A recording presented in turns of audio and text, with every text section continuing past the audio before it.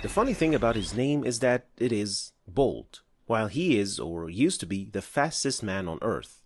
So his name is actually referring to his amazing ability. Just like the English poet William Wordsworth. His name is a reflection of what he does. We call that in English an aptronym. And it is something that you can only understand and be able to make such references if you do understand English and know the meaning of the words Bolt and Wordsworth. Otherwise, you can't refer to this linguistic subtlety, or when heard, it will go right over your head. But what does any of this have to do with the Quran?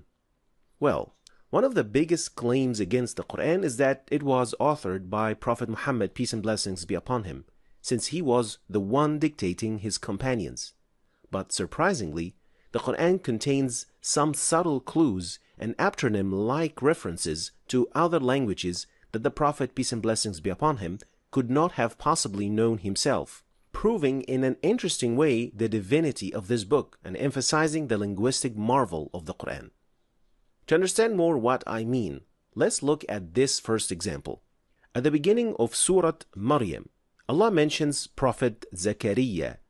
But notice the choice of words when Allah first talks about him in the second ayah. ذِكْرُ رَحْمَةِ رَبِّكَ عَبْدَهُ زَكَرِيَّا. The name Zakaria is originally a Hebrew name, which literally means the mention of God, or the mention of the Lord. And notice how the ayah starts in Arabic.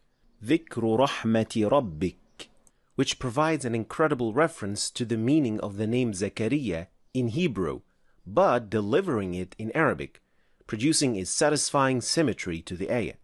A mention of the mercy of your Lord to his servant Zakaria, the mention of the Lord.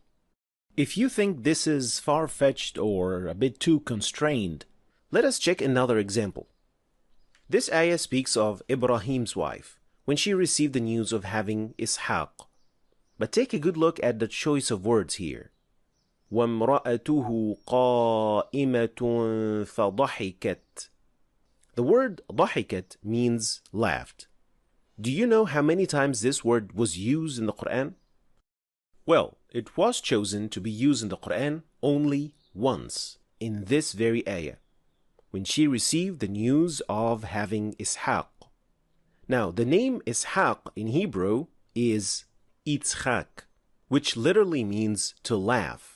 And it gets even better. The rest of the ayah. وَمِن وَرَاءِ إِسْحَاقَ يَعْقُوبَ. So Allah specifically used وَمِن وَرَاء. And after Ishaq, Yaqub. Can you guess what the name Yaqub means in Hebrew? Well, it means the one who comes after. So with each name, there is that subtle reference in its Hebraic origin, showing that the one who wrote this must know Hebrew. Otherwise, these references would have been impossible to come up with. Here's a third example, and you will start seeing it here yourself. يا يحيى خذ الكتاب بقوة وآتيناه الحكم صبيا وحنانا من لدنا وزكاة وكان تقيا. This ayah talks about Prophet Yahya. Here, Allah uses a very unique word describing what He granted His Prophet, Hanana, which means compassion, kindness, gracefulness. This word was not used in the Quran except in this context, in relation to His Prophet Yahya. And I think by now, you can already guess the literal translation of the name Yahya or Yahuhanan, which then literally means the Lord has shown compassion or kindness, which is another incredible reference to what the actual meaning in Hebrew is. Even the name Ibrahim, Millata Abikum Ibrahim, it is the religion of your father, Abraham. Again, the name Ibrahim literally means the father of many nations in Hebrew. And Allah refers to him in this ayah as your father, the father of many nations. But the Quran being the miracle that it is, it takes such references to an even deeper level. In this ayah, when Allah gave Bani Israel a command, خُذُوا مَا آتَيْنَاكُمْ بِقُوَّةٍ وَاسْمَعُوا, take what we have given you with determination and listen. But let's see what they said. قَالُوا سَمِعْنَا وَعَصَيْنَا. They said, we hear and we disobey. Well, from the surface, this sounds like a normal ayah. Bani Israel refusing Allah's command. But here's something very interesting. If you look at how this story is mentioned in the Torah, specifically in Deuteronomy 5:27, you will notice that it says, we will listen and obey. Now this is of course a translated version from the original Hebrew text. So let's look at what this phrase sounds like in its original Hebrew. وَشَمِعْنُوا وَعَصِينُوا. This is what we hear and we obey sounds like in Hebrew. And in the Quran it says, قَالُوا سَمِعْنَا وَعَصَيْنَا. We heard and we disobeyed. You can clearly hear the similarity of how these two phrases sound like across the two languages, which is a clear reference to what they claim to have said in the Torah, while in reality they listened but they disobeyed. Such references that transcend and go beyond a single language requires that you know both Arabic and Hebrew to get it, let alone to produce something like this. And this was something that Prophet Muhammad, peace and blessings be upon him, could not have done himself, simply because he did not only know Hebrew, but he was even unlettered in Arabic. But it is the one who knows everything that has revealed the Quran.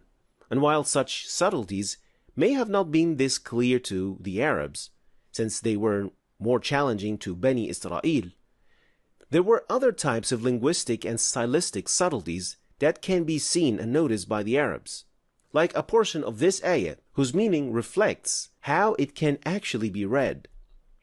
وَهُوَ الَّذِي خَلَقَ اللَّيْلَ وَالنَّهَارَ وَالشَّمْسَ وَالْقَمَرَ كُلٌّ فِي فَلَكٍ يَسْبَحُونَ. And he is the one who created the night and the day and the sun and the moon, all in an orbit, swimming. Interestingly, this part of the ayah can be read the same way in both directions. كُلٌّ فِي فَلَكٍ. كُلٌّ فِي فَلَكٍ, referring to the actual meaning of the phrase itself. Finally, if you are already thinking, well, I can make something similar to what we have seen today. Some Arab poets have even written poems that could be read from right to left and from left to right. And by looking up some meanings of names, I too can come up with such references. And this is exactly where most of these oppositions get it wrong. They only look at the Quran from a single angle, and they want to imitate it, and they leave everything else behind. And then when challenged, they complain about moving the goalpost. The Quran is miraculous because it contains layers upon layers upon layers of miracles of all kinds and types. There are so many angles and aspects to it, which are all elegantly embedded into the text, and all of this exists at the same time in the same text, while providing accurate, scientifically correct, uncontradicting, and just simply linguistically marvelous text. But for us, it is not a mystery how something can be so perfect, because it is the word of Allah.